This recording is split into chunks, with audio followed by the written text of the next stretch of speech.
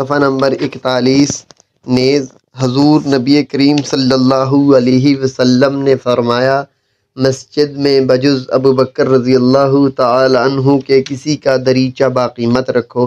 ترمذی شریف میں روایت ہے کہ نبی اکرم صلی اللہ علیہ وسلم نے ارشاد فرمایا، میری امت میں سب سے مہربان میری امت پر ابو بکر ہے، اور جس کسی پر میں نے اسلام کو پیش کیا وہ فکر سرگرداں ہو گیا سوائے ابو بکر کے۔ اور جب حضرت ابو بکر صدیق رضی اللہ تعالی عنہ اپنا تمام مال لے کر حضور نبی کریم صلی اللہ علیہ وسلم کی خدمت اقدس میں حاضر ہوئے تو آپ صلی اللہ علیہ وسلم نے دریافت فرمایا، اے ابو بکر، اپنے گھر والوں کے واسطے کیا چھوڑ کر آئے ہو؟ تو آپ رضی اللہ تعالی عنہ نے بلا تکلف عرض کیا، اللہ اور اس کے رسول کو۔ نیز حضرت صلی اللہ علیہ وسلم نے ارشاد فرمایا، میں نے ایک روز جبریل امین سے دریافت کیا، کیا میری امت سے قیامت کے دن حساب لیا جائے گا؟ کہا ہاں، سوائے ابو بکر کے سب سے لیا جائے گا۔ ابو بکر سے کہا جائے گا، اے ابو بکر، بے حساب جنت میں داخل ہو جاؤ۔ وہ جواب دیں گے، میں اپنے دوستوں کو ہمراہ لیے بغیر جنت میں نہ جاؤں گا۔ اللہ رب العزت کا ارشاد ہوگا، اپنے دوستوں کو بھی جنت میں لے جاؤ کہ میں نے تیری ولادت کے دن یہ عہد کر لیا تھا اور اسی دن بہشت کو حکم دے دیا تھا کہ اے بہشت، جو کوئی ابو بکر کا دوست ہوگا وہ تجھ میں داخل ضرور ہوگا۔ حضور نبی کریم صلی اللہ علیہ وسلم نے فرمایا ہے، ما نفعنی مال احد کمال ابی بکر فلو کنت متخذا خلیلا غیر ربی لاتخذت ابا بکر خلیلا۔ مجھ کو کسی مال نے ابو بکر کے مال کی طرح نفع نہیں دیا، اور اگر میں اللہ تعالیٰ کے سوا کسی اور کو اپنا خلیل بناتا تو ابو بکر کو بناتا۔ نیز حضور صلی اللہ علیہ وسلم نے ارشاد فرمایا، ما لاحد عندنا ید الا کافینا ما خلا ابی بکر فإن له عندنا یدا یکافیہ اللہ۔ کسی شخص کا مجھ پر احسان باقی نہیں ہے جس کا میں نے معاوضہ ادا نہ کر دیا ہو سوائے ابو بکر کا، کہ اس کا مجھ پر ایسا احسان ہے جس کا معاوضہ اللہ تعالیٰ ہی دے گا۔ منقول ہے کہ جب حضرت صدیق اکبر مسند خلافت پر متمکن ہوئے اور مہاجرین و انصار میں سب سربرآوردہ صحابہ کرام نے اپنی رضا و رغبت سے آپ کے ہاتھ پر بیعت کر لی تو حضرت عمر بن خطاب نے فرمایا، صفحہ نمبر 42، بالفرض اگر لوگ مجھ کو مجبور کرنے کی غرض سے گرفتار کر لیتے، اب بصورت انکار گردن مارنے کے تیار ہو جاتے تو میں اس کو بخوشی قبول کر لیتا، مگر مجھے ہرگز یہ بات منظور نہ ہوتی کہ میں ایسی قوم میں امیر بنایا جاؤں جس میں ابو بکر رضی اللہ تعالیٰ عنہ موجود ہوں۔ امیر المؤمنین حضرت علی کرم اللہ وجہہ انہوں نے ارشاد فرمایا، اے ابو بکر، تم کو رسول اللہ صلی اللہ علیہ وسلم نے دین کے کاموں میں آگے رکھا، اپنی موجودگی میں نمازوں میں امام بنایا، تمہاری اقتداء کی، ہم بھی آپ کو دین و دنیا کے کاموں میں آگے رکھیں گے، بس آپ اپنا ہاتھ دیجئے تاکہ ہم بیعت کر لیں۔ آپ رضی اللہ تعالیٰ عنہ کی عظمت، شان، کمال یقین اور پختگی ایمان کی وجہ سے صحابہ کرام میں کسی قسم کا اختلاف پیدا نہ ہوا۔ آپ نے دین کے مخالفین کو بھی خوبند سے اکھاڑ دیا۔ آپ کی خلافت کے زمانہ میں اسلامی لشکر ممالک شام و عراق وغیرہ کی تسخیر میں مصروف رہے۔ جس قدر صدقہ، خیرات اور جزیہ حضور نبی کریم صلی اللہ علیہ وسلم کے زمانے میں بیت المال میں وصول ہوتا تھا، آپ رضی اللہ تعالیٰ عنہ کے عہد میں بھی برابر وصول ہوتا رہا۔ کسی کو زکوٰۃ وغیرہ کی ادائیگی سے انکار کی جرت نہ ہوئی۔ مسلمہ کذاب نے نبوت کا دعویٰ کیا تھا، اسود عنصہ نے خدائی کا دعویٰ کیا تھا، دونوں نے بہت بڑے فتنے برپا کیے تھے، یہاں تک کہ 70-80 ہزار کے قریب دنیاوی حرص کے بندے ان کے دام و تزویر میں پھنس گئے، مگر آپ کی تیغ باطل شکن نے یہ فتنہ فروغ کر دیے اور قیامت تک امت مسلمہ کے لیے یہ مثال قائم کر دی کہ حضور کی خاتم النبیین کے بعد کوئی نبی نہیں ہوگا۔ زہری نے روایت کی، جب صحابہ کرام نے آپ رضی اللہ تعالیٰ عنہ کے ہاتھ پر بیعت کر لی تو آپ ممبر پر چڑھے اور خطبہ دیا، واللہ ما کنت حریصا علی الامارۃ یوما ولیلۃ قط ولو کنت فیہا راغبا ولا سألتها اللہ عز وجل سرا وعلانیۃ وما لی فی لامارۃ من راحۃ۔ قسم ہے خدا کی میں نے کبھی امارات کے لیے حرص نہیں کی اور دن میں یا رات میں اس کا خیال بھی نہیں گزرا، اور نہ کبھی پوشیدہ یا ظاہر اللہ تعالیٰ سے اس کی درخواست کی، کیونکہ اس امارت میں مجھے کوئی راحت نہیں ہے۔ حضرت ابو سعید خدری رضی اللہ تعالی عنہ سے روایت ہے کہ رسول اللہ صلی اللہ علیہ وسلم نے وفات شریف سے 5 روز قبل جمعرات کے دن نماز ظہر کے بعد صحابہ سے خطبہ میں ارشاد فرمایا، اللہ نے ایک بندے کو دنیا اور ما عند اللہ، جو کچھ اللہ کے پاس ہے، اس میں اختیار عطا فرمایا۔ اس بندے نے ما عند اللہ کو اختیار کیا۔ یہ سن کر ابو بکر رو پڑے۔ ہمیں ان کے رونے پر حیرت ہوئی، اس بات میں افسوس کی کہ کون سی بات ہے، مگر ابو بکر ہم سے زیادہ عالم تھے، سمجھ گئے بندے سے مراد خود حضور صلی اللہ علیہ وسلم کی ذات گرامی ہے۔ پھر نبی کریم صلی اللہ علیہ وسلم نے فرمایا، لوگوں میں مجھ پر سب سے زیادہ مال و جان صرف کرنے والے ابو بکر ہیں۔ امام فخر الدین رازی یہ روایت نقل کرتے ہیں کہ جب رسول اللہ صلی اللہ علیہ وسلم نے آیت الیوم اکملت لکم دینکم واتممت علیکم نعمتی صحابہ کرام کو سنائی تو انہوں نے اظہار مسرت کیا۔ حضرت ابو بکر رو پڑے۔ ان سے رونے کا سبب دریافت کیا گیا تو آپ رضی اللہ تعالیٰ عنہ نے فرمایا، یہ آیت حضور صلی اللہ علیہ وسلم کی جدائی پر دلالت کرتی ہے۔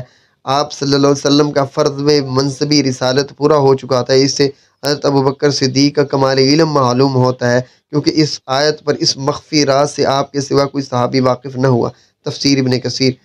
جمادی الاول 8 ہجری میں جنگ موتا میں مشرکین روم و عرب نے حضرت زید بن حارثہ کو شہید کر دیا تھا، اس لیے رسول اللہ صلی اللہ علیہ وسلم نے اپنے مرض الموت میں رومیے سے جہاد کرنے اور حضرت زید رضی اللہ تعالی عنہ کا بدلہ لینے کے لیے ایک لشکر تیار کیا، جس میں معززین مہاجرین و انصار حضرت صدیق اکبر، فاروق اعظم، ابو عبیدہ بن جراح، سعد بن ابی وقاص، سعید بن زید، قتادہ بن نعمان اور سلمہ بن اسلم شامل تھے، اور اسامہ بن زید کو اس لشکر کا سردار مقرر کیا۔ اپنے دست مبارک سے حضرت اسامہ کے لیے جھنڈا تیار فرمایا۔ پنجشنبہ کے دن 8 ربیع الاول کو آپ رضی اللہ تعالیٰ عنہ نے حضرت ابو بکر صدیق کو بلا کر خلیفہ نماز مقرر فرمایا، چنانچہ وفات شریف تک وہی نماز پڑھاتے رہے۔ یہ لشکر مدینہ منورہ سے 3 میل کے فاصلے پر مقام جرف میں جمع ہونے اور کوچ کرنے کو تھا۔ نبی کریم صلی اللہ علیہ وسلم کا وصال شریف ہو گیا، اس لیے لشکر واپس مدینہ میں آ گیا۔ اسی اثنا میں خبر ملی کہ عرب کے بعض قبائل دین اسلام سے پھر گئے ہیں اور بعض نے زکوٰۃ کی ادائیگی سے انکار کر دیا ہے۔ اس پر بعض صحابہ کرام نے حضرت صدیق اکبر سے عرض کیا، ایسی حالت میں ایک لشکر جرار کا دور دراز مہم پر بھیجنا خلاف مصلحت ہے۔ آپ رضی اللہ تعالیٰ عنہ نے فرمایا، میں نبی کریم صلی اللہ علیہ وسلم کے فرمان کے خلاف نہیں جا سکتا، لہذا آپ رضی اللہ تعالیٰ عنہ نے حضرت اسامہ کی اجازت سے حضرت عمر کو مشورے کے لیے اپنے پاس رکھ لیا۔ صفحہ نمبر 44۔ چنانچہ وہ لشکر حضرت اسامہ کی سرکردگی میں ملک شام کو روانہ ہوا اور فاتح بن کر لوٹا۔ آپ نے لشکر اسامہ کی روانگی کے ساتھ ہی مرتدین سے جہاد کا حکم دیا۔ یہ مرتدین عرب کے مختلف مقامات میں تھے۔ آپ نے سرایہ بھیج کر ان سب کو زیر کیا اور ان کے ارتداد کا انسداد کیا۔ اس طرح منکرین زکوٰۃ کے ساتھ بھی جہاد کی تیاری کی گئی۔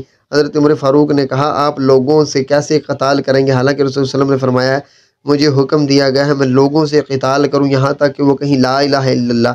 جس نے لا الہ الا اللہ کہہ دیا اس نے مجھ سے اپنا مال، اپنی جان بچا لی، مگر بحق اسلام دیت، قصاص وغیرہ، اور اس کا حساب خدا پر ہے۔ یہ سن کر حضرت ابو بکر صدیق نے فرمایا، خدا کی قسم میں ضرور جہاد کروں گا ان لوگوں سے جنہوں نے نماز اور زکوٰۃ کے درمیان فرق کیا، کیونکہ زکوٰۃ مال کا حق ہے۔ خدا کی قسم اگر وہ 1 درہم بھی جو رسول اللہ کو دیا کرتے تھے مجھ نہ دیں تو میں ان سے قتال کروں گا۔ حضرت عمر فاروق رضی اللہ تعالیٰ عنہ نے فرمایا، خدا کی قسم اس حجت میں نے دیکھ لیا اللہ تعالیٰ نے ابو بکر کو قتال کے لیے شرح صدر عطا فرمایا ہے، بس میں نے پہچان لیا کہ قتال ہی حق ہے۔ بعض روایات میں ہے کہ دیگر صحابہ حتیٰ کہ حضرت علی کرم اللہ وجہ الکریم نے بھی حضرت صدیق اکبر کو جہاد سے منع کیا اور کہا، عہد خلافت کا آغاز ہے اور مخالفین کی تعداد کافی زیادہ ہے، ایسا نہ ہو کہ نظام اسلام میں کوئی خلل واقع ہو جائے۔ آپ نے فرمایا، اگر تمام لوگ ایک طرف ہو جائے میں تنہا جہاد کروں گا۔ آخر کار تمام صحابہ کرام نے آپ سے اتفاق کیا اور کامیابی کے ساتھ جہاد کیا۔ حضرت سیدنا صدیق اکبر نے اسلام لاتے ہی اپنا تمام مال جو کہ قریباً 40,000 درہم تھے نبی کریم صلی اللہ علیہ وسلم کی خدمت اقدس میں پیش کر دیے، چنانچہ وہ مال حضور صلی اللہ علیہ وسلم پر اور آپ کے حکم سے مسلمانوں پر صرف ہوتا رہا۔ آپ نے 7 مرد و زن کو جو غلامی کے سبب کفار کے ہاتھوں سخت تکالیف اٹھا رہے تھے بھاری داموں پر خرید کر آزاد کر دیا۔ ہجرت مدینہ تک 13 سال میں جو کچھ آپ نے تجارت سے کمایا وہ بھی اسلام کے لیے وقف کر دیا۔ ہجرت کے وقت آپ کے پاس 5,000 درہم تھے جو ہجرت مسجد کی زمین کی خرید اور دیگر کار خیر میں صرف ہوئے۔ حضرت عمر فاروق فرماتے ہیں کہ ایک روز رسول اللہ صلی اللہ علیہ وسلم نے ہمیں حکم دیا کہ راہ خدا میں صدقہ دو۔ صفحہ نمبر 45۔ اتفاقاً اس وقت میرے پاس بہت سا مال تھا، میں نے اپنے دل میں خیال کیا کہ آج میں حضرت ابو بکر صدیق پر سبقت لے جاؤں گا، لہذا میں اپنا آدھا مال لے آیا۔ رسول صلی اللہ علیہ وسلم نے فرمایا، اپنے اہل و عیال کے لیے کیا چھوڑ کر آئے ہو؟ میں نے عرض کیا کہ آدھا مال ان کے لیے چھوڑ کے آیا ہوں۔ حضرت ابوبکر صدیق بھی اپنا مال جو ان کے پاس سے لے آئے۔ رسول اللہ صلی اللہ علیہ وسلم نے فرمایا تم اپنے اہل و عیال کے لیے کیا چھوڑ کر آئے ہو؟ انہوں نے عرض کیا اللہ اور اس کے رسول کو چھوڑ آیا ہوں، یعنی خدا کا رسول اور خدا میرے لیے کافی ہیں۔ یہ سن کر حضرت عمر فاروق رضی اللہ تعالی عنہ نے فرمایا میں کبھی بھی ابوبکر پر سبقت نہیں لے جا سکتا۔ ایک مرتبہ حضرت ابوبکر صدیق کی زوجہ محترمہ نے حلوہ کھانا چاہا۔ آپ نے فرمایا میرے پاس وہ چیز نہیں جس سے حلوہ خرید لیں۔ آپ کی زوجہ محترمہ نے فرمایا میں چند روز اپنے کھانے میں سے اس قدر بچا لوں گی جس سے حلوہ خریدا جا سکے۔ آپ نے فرمایا بچا لیا کرو۔ انہوں نے ایسا ہی کہ اس طرح بہت سے دنوں میں تھوڑی سی بچت ہوئی۔ جب انہوں نے آپ کو بچت کی اطلاع دی تاکہ اس سے حلوہ خریدا جا سکے تو آپ نے اس بچت کو لے کر بیت المال میں داخل کر دیا اور فرمایا یہ ہماری ضرورت سے زائد ہے۔ اپنے وظیفے میں سے اتنا کم کر دیا جتنا کہ بیوی نے روزانہ خرچ میں کمی کی تھی اور زائد مقدار کو بیت المال میں بھیج دیا۔ باخدا یہ آپ کا غایت درجہ کا تقویٰ ہے جس سے زیادہ نہیں ہو سکتا۔ حضرت صدیق اکبر کا مقام سخ میں آپ رضی اللہ تعالیٰ عنہ کی زوجہ حبیبہ بنت خارجہ خزرجیہ کے پاس تھا۔ آپ نے بیت خلافت کے بعد 6 مہینے میں قیام رکھا۔ آپ وہاں سے مدینہ پیدل آتے، کبھی گھوڑے پر سوار ہوتے اور تہبند اور پھٹی پرانی چادر اوڑھتے لوگوں کو نماز پڑھاتے۔ آپ تاجر تھے، ہر روز خرید و فروخت کے لیے بازار جاتے۔ آپ کے پاس بکریوں کا غلہ تھا جسے بعض اوقات آپ رضی اللہ تعالیٰ عنہ خود چراتے اور بعض اوقات کوئی اور چراتا۔ آپ اپنے قبیلے کی بکریوں کا دودھ دوہا کرتے تھے۔ جب آپ کو خلافت ملی تو قبیلے کی ایک لڑکی نے کہا اب ابوبکر ہماری بکریوں کا دودھ نہیں دوہیں گے۔ آپ نے سنا تو فرمایا مجھے اپنی زندگی کی قسم میں اب بھی تمہاری بکریوں کا دودھ ضرور دوہا کروں گا۔ مجھے امید ہے کہ خلافت سے میری خلق صادق میں کچھ تغیر پیدا نہ ہوگا۔ چنانچہ آپ ان کی بکریوں کا دودھ دوہا کرتے تھے۔ قریباً 6 ماہ بعد آپ نے مدینہ منورہ کی سکونت اختیار کی۔ فرمایا میری قوم کو معلوم ہے کہ میں کپڑے کی تجارت کیا کرتا تھا جس سے میرے اہل و عیال کا گزارا ہوتا تھا۔ اب امور مسلمین میرے متعلق ہو گئے ہیں، لہذا میں تجارت کے ساتھ امور خلافت سر انجام نہیں دے سکتا۔ ان کے لیے فراغت اور توجہ درکار ہے، اس لیے ابوبکر کے اہل و عیال اور تابعین بیت المال میں سے وظیفہ لیں گے۔ اس کے بعد آپ نے تجارت چھوڑ دی اور بیت المال سے وظیفہ لینے لگے تو آپ اور آپ کے اہل و عیال حج و عمرہ کے لیے کافی ہوتا تھا۔ صحابہ اکرام نے آپ کے لیے 6000 درہم سالانہ معین کیے۔ حضرت سیدنا صدیق اکبر کو اتباع سنت میں وہ مقام حاصل ہے کسی کو حاصل نہیں ہوا۔ آپ کے کمال اتباع سنت کے شوق اندازہ اس گفتگو سے کیا جا سکتا ہے جو آپ رضی اللہ تعالیٰ عنہ اور آپ کی صاحبزادی ام المؤمنین حضرت عائشہ کے درمیان ہوئی۔ صدیق اکبر فرماتے ہیں تم نے پیغمبر کو کتنے کپڑوں میں دفن کیا؟ ام المؤمنین نے فرمایا 3 سفید کپڑوں میں جن میں نہ قمیض تھی نہ امامہ۔ صدیق اکبر نے فرمایا رسول اللہ علیہ وسلم نے کس دن وفات فرمائی؟ ام المؤمنین فرمانے لگی 2 شنبہ کے دن۔ صدیق اکبر نے فرمایا آج کون سا دن ہے؟ ام المؤمنین نے فرمایا 2 شنبہ۔ صدیق اکبر فرمانے لگے مجھے توقع ہے کہ میری موت اس وقت اور رات کے درمیان ہوگی، یعنی عین حضور کے وصال کے وقت ہوگی، مجھے ان دونوں کپڑوں میں دفن کر دینا۔ ام المؤمنین فرمانے لگی یہ کپڑا تو پرانا ہے۔ صدیق اکبر فرمانے لگے زندہ مردے کی نسبت زیادہ کپڑے کا حقدار ہے۔ جب آپ کی وفات کا وقت قریب آیا تو صحابہ اکرام عیادت کے لیے تشریف لائے اور عرض کرنے لگے ہم کسی طبیب کو بلا لاتے ہیں جو آپ کو دیکھے۔ آپ نے فرمایا طبیب نے تو مجھے دیکھ لیا ہے۔ انہوں نے پوچھا پھر اس نے کیا کہا؟ اس نے یوں کہا میں کرنے والا ہوں جو چاہتا ہوں۔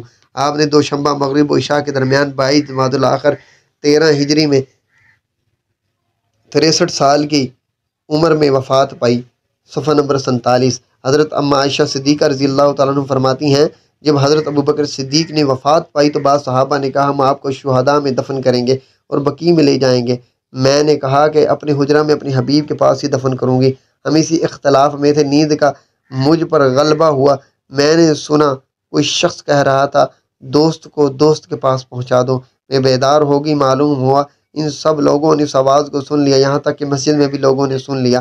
کتاب صفوہ تاریخ الخلفاء امام سیوطی رحمۃ اللہ علیہ، امام جلال الدین السیوطی رحمۃ اللہ علیہ، شواہد النبوہ میں منقول ہے حضرت ابوبکر صدیق نے وصال کے وقت وصیت فرمائی تھی ان کے تابوت کو حجرہ رسول اللہ صلی اللہ علیہ وسلم کے قریب لے جائیں اور عرض کریں السلام علیکہ یا رسول اللہ، اے خدا کے رسول صلی اللہ علیہ وسلم یہ ابوبکر آپ کے استانے پر آیا ہے، اگر یہ بات دربار رسالت میں مقبول ہوگی تو دروازہ کھل جائے گا، پھر مجھے وہیں رکھنا، اگر دروازہ نہ کھلا تو بقیع میں لے جانا۔ راوی کہتا ہے ہم نے حضرت ابوبکر صدیق کی وصیت کے مطابق عمل کیا۔ ابھی یہ بات ختم نہ ہونے پائی تھی کہ دروازہ کھل گیا، ہمارے کانوں میں آواز آئی، حبیب کو حبیب کے پاس لے آؤ۔ تاریخ کامل ابن اسیر میں لکھا ہے حضرت ابوبکر صدیق کی وفات کا وقت قریب آیا تو آپ نے اپنی صاحبزادی حضرت عائشہ سے فرمایا، جب سے ہم مسلمانوں کے امور کے متکفل ہوئے ہیں ہم نے ان کا درہم و دینار نہیں لیا، ہاں ان کا نیم کوفتہ کھانا کھایا ہے اور موٹے کپڑے پہنے ہیں۔ اب ہمارے پاس مسلمانوں کے مال میں سے سوائے اس غلام، اس اونٹ اور اس چادر کے کچھ نہیں ہے۔ جب میں مر جاؤں تو ان تمام کو حضرت عمر کے پاس بھیج دینا۔ جب آپ نے وفات پائی تو حضرت عائشہ نے وصیت پر عمل کیا، دوران خلافت بیت المال سے وصول شدہ وظیفہ کی رقم آپ کے اثاثاجات کو بیچ کر بیت المال میں جمع کروا دی۔ جب حضرت عمر فاروق رضی اللہ تعالیٰ عنہ نے یہ سب کچھ دیکھا تو آپ کی آنکھوں سے آنسو نکل آئے، حتیٰ کہ زمین پر ٹپک پڑے، اور آپ بار بار فرماتے تھے، خدا ابو بکر پر رحم کرے، انہوں نے بے شک اپنے جانشینوں کو مشقت میں ڈال دیا ہے۔